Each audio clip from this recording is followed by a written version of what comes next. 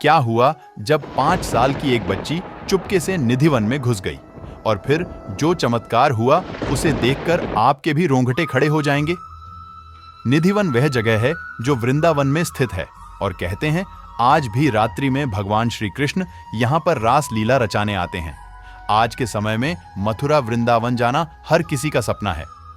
ऐसे में मध्य प्रदेश के मंसूर शहर में रहने वाले मुकेश और सुमन नाम के दो पति पत्नी अपनी 5 साल की बच्ची के साथ मथुरा वृंदावन भगवान श्री कृष्ण के दर्शन करने के लिए गए। लेकिन मुकेश और सुमन को इस बात का अंदाजा नहीं था।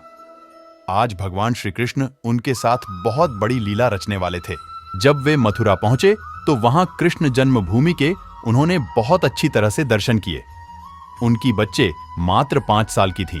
उसका नाम उमन था और वह भी लड्डू गोपाल की बहुत बड़े भक्त थी। मथुरा में भगवान श्री कृष्ण के दर्शन करने के बाद वे लोग वृंदावन बांके बिहारी मंदिर पहुंचे, जहां पर भक्तों की बहुत ज्यादा भीड़ थी।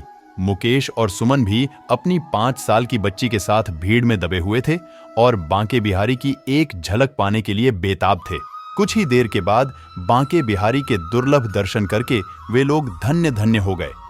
लेकिन इसी भीड़ में सुमन का हाथ उमन से छूट गया और वह 5 साल की बच्ची भीड़ में कहीं गुम हो गई।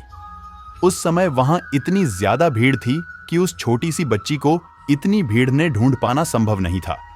लेकिन फिर भी मुकेश मंदिर में चारों ओर उसे ढूंढ रहा था। मुकेश ने मंदिर का चप्पा चप्पा खोज लिया, लेकिन उमन उन्हें नहीं मिली। वे दोनों बहुत ज्यादा परेशान हो चुके थे और बांके बिहारी से प्रार्थना कर रहे थे। देखते देखते 2 से 3 घंटे बीत गए और रात्रि के 8 बज चुके थे। अब वे वृंदावन की गली गली में रोते रोते अपनी बेटी उमन को ढूंढ रहे थे। वृंदावन में मौजूद निधिवन के दरवाजे शाम 6 बजे बंद कर दिए जाते हैं। उसके बाद निधिवन के अंदर रुकने की अनुमति किसी को भी नहीं होती। मुकेश सुमन को शक हुआ, शायद उनकी बच्ची 6 बजे के पहले निधिवन के अंदर तो नहीं चली गई। लेकिन सुरक्षा कर्मियों का कहना था, निधिवन के दरवाजे बंद करने से पहले हमने अंदर अच्छी तरह से देखा था। वहां पर कोई भी 5 साल की बच्ची नहीं थी। मुकेश और सुमन अब उम्मीद हार चुके थे, क्योंकि लाख ढूंढने के बावजूद भी उन्हें अपनी बच्ची उमन नहीं मिल रही थी।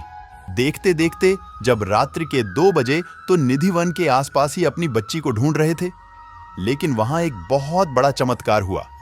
अचानक से निधिवन के अंदर से बहुत तेज घुंघरुओं की आवाजें आने लगी। ऐसा लग रहा था मानो रात्रि 2 बजे भगवान श्री कृष्ण गोपियों के साथ रास लीला रचा रहे थे।